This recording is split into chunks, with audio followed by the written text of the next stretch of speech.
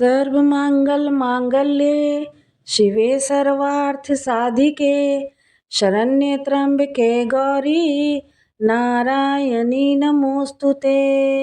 या देवी सर्वभूतेषु शक्तिरूपेण संस्थिता नमस्तस्यै नमस्तस्यै नमस्तस्यै नमो नमः।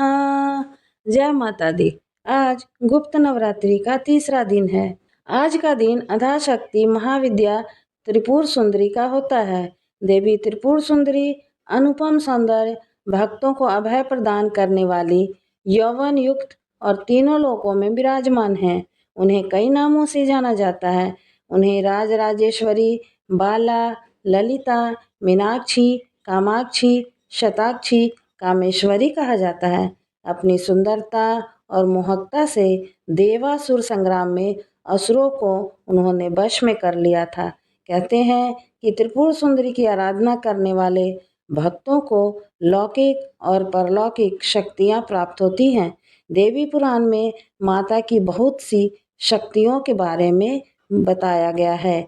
ये सिर्फ तंत्र साधना के लिए नहीं बल्कि सुंदर रूप के लिए भी विख्यात हैं और जानी जाती हैं। देवी त्रिपुर सुंदरी शांत मुद्रा में लेटे हुए सदाशिव की नाभि से निर्गत कमल आसन पर विराजमान है।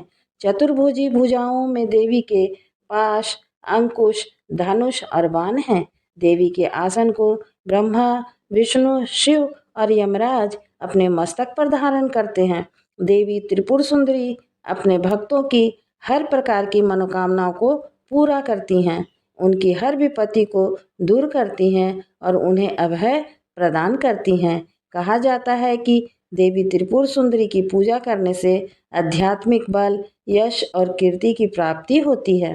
पौराणिक कथाओं के अनुसार देवी त्रिपुर सुंदरी की उत्पत्ति का रहस्य ये है कि सती वियोग के पश्चात भगवान शिव सर्वदा ध्यान मग्न में रहते थे। उन्होंने अपने संपूर्ण कर्म को त्याग दिया था, जिसके कारण तीनों लोकों के संचालन में व्याधि उत्पन्न हो रही थी। उधर तारकासुर ब्रह्मा जी से वर प्राप्त किया कि उसकी मृत्यु शिव के पुत्र द्वारा ही होगी।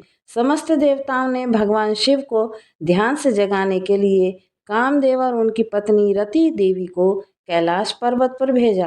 कामदेव ने कुसुम सर नामक मोहिनी वाण से भगवान शिव पर प्रहार किया। परिणाम स्वरूप शिव जी का ध्यान भंग हो गया। देखते ही देखते भगवान शिव के तीसरे नेत्र से उत्पन्न क्रोध की अग्नि ने कामदेव को जलाकर भस्म कर दिया। कामदेव की पत्नी रति द्वारा अत्यंत दारुण विलाप करने पर भगवान शिव ने कामदेव को पुनः द्वापर युग में भगवान कृष्ण के पुत्र के रूप में जन्म धारण करने का वरदान दिया और वे वहां से अंतर्ध्यान हो गए। सभी देवताओं और रति के जाने के पश्चात भगवान शिव के एक गण द्वारा कामदेव के भस्म से मूर्ति निर्मित की गई।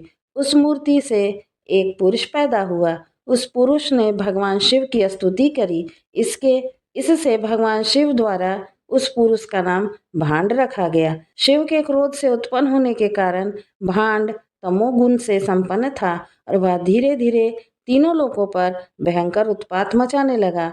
देवराज इंद्र के राज्य के समान ही भांडासुर ने स्वर्ग जैसे राज्य का निर्माण किया तथा राज करने लगा। तदनंतर भांडासुर ने स्वर्ग लोक पर आक्रमण कर दिया। देवराज इंद्र और स्वर्ग के राज्य को चारों ओर से घेर लिया। भयभीत इंद्र नारद मुनि की शरण में गए और इस समस्या के निवारण का उपाय पूछा। देवर्षि नारद ने अधाशक्ति की यश विधि अपने रक्त तथा मांस से आराधना करने का परामर्श दिया। देवराज इंद्र ने देवी की आराधना की और देवी ने त्रिपुर सुंदरी स्वरूप से प्रकट हो भांडासुर का वध कर देवराज पर कृपा की और समस्त देवताओं को भय से मुक्त कर दिया। तो प्रेम से बोलिए माता त्रिपुर सुंदरी की जय। माँ चंद्र घंटा की व्रत कथा। पौराणिक कथा के अनुसार असुर राज महिषासुर ने कठिन तपस्या करके भगवान ब्रह्मा को प्रसन्न किया। जब ब्रह्मा जी उसके सामने प्रकट हुए तो महिषासुर ने अमर होने का वरदान मांगा। ब्रह्मा जी ने समझाया कि यह संभव नहीं है, क्योंकि जो जन्म लेता है उसका अंत होना निश्चित है। तब महिषासुर ने चतुरता से कहा, हे प्रभु, मुझे ऐसा वरदान दीजिए कि मेरी मृत्यु केवल किसी स्त्री के हाथों ही हो, क्योंकि मैं स्त्रियों की शक्ति को तुच्छ समझता हूँ। ब्रह्मा जी ने तथास्तु कह दिया। यह वरदान पाकर महिषासुर अभिमानी हो गया और तीनों लोकों में उत्पात मचाने लगा। उसने इंद्रलोक पर आक्रमण कर देवताओं को परास्त कर दिया। देवराज इंद्र समेत सभी देवता महिषासुर की शक्ति से भयभीत होकर ब्रह्मा, विष्णु और महादेव की शरण में पहुँचे। देवताओं ने अपनी व्यथा सुनाई तो तीनों देव अत्यंत क्रोधित हो उठे। उस समय उनके मुख से एक प्रचंड ऊर्जा निकली जो तेजोमय अग्नि के समान थी। उसी ऊर्जा से एक देवी का प्रकट हुआ, जिनका स्वरूप अलौकिक और दिव्य था। 10 भुजाओं से सुशोभित उस देवी के मस्तक पर अर्धचंद्र के आकार की आकृति दमक रही थी।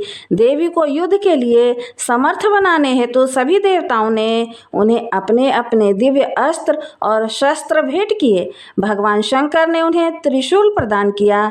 भगवान विष्णु ने अपना सुदर्शन चक्र अर्पित किया। इंद्रदेव ने एक विशेष घंटा भेंट किया, जिसकी ध्वनि से शत्रु भयभीत हो जाते थे। सूर्यदेव ने अपना तेज, तलवार और सिंह दिया। इस तरह मां चंद्रघंटा स्वरूप का प्रादुर्भाव हुआ। मां चंद्रघंटा ने सिंह पर आरूढ़ होकर रणभूमि में प्रवेश किया। उनके आते ही देवी की घंटियों से उत्पन्न ध्वनि से संपूर्ण ब्रह्मांड गूंज उठा। इस दिव्य नाद से असुरों का हृदय कांप उठा और वे भयभीत हो गए। महिषासुर और मां चंद्रघंटा के बीच भीषण युद्ध हुआ। मां चंद्रघंटा ने अपने शंख, धनुष, तलवार, गदा और त्रिशूल से असंख्य असुरों का संहार किया। अंततः मां ने महिषासुर का भी वध कर तीनों लोकों को उसके अत्याचार से मुक्त कराया। पौराणिक मान्यता के अनुसार जो साधक भय, शत्रु या नकारात्मक शक्तियों से परेशान रहते हैं, उनके लिए मां चंद्रघंटा की आराधना अत्यंत कल्याणकारी है। ऐसा माना जाता है कि मां चंद्रघंटा अपने भक्तों के हर संकट का निवारण करती हैं और उन्हें जीवन में सफलता तथा सुख समृद्धि प्रदान करती हैं। मंत्रों और पूजा में हुई गलतियों के लिए अब हम क्षमा प्रार्थना करेंगे। हे परमेश्वरी, मेरे द्वारा रात दिन बहुत से अपराध होते रहते हैं। मुझे अपना दास समझकर मेरे उन अपराधों को आप कृपा पूर्वक क्षमा करिए। परमेश्वरी, मैं आवाहन करना नहीं जानता, विसर्जन करना भी नहीं जानता तथा पूजा करने के ढंग भी नहीं जानता। हे माँ, मुझे क्षमा करिए। देवी सुरेश्वरी, मैंने जो मंत्रहीन, क्रियाहीन और भक्तिहीन पूजन किया है, वह सब आपकी कृपा से पूरे हों। सैकड़ों अपराध करने के बाद भी जो आपके शरण में आके जगदम्बा कहकर पुकारता है, उसे वह गति प्राप्त होती है जो ब्रह्मादि देवताओं के लिए भी पाना आसान नहीं है। हे जगदम्बिके, मैं अपराधी हूँ, किंतु आपकी शरण में आया हूँ।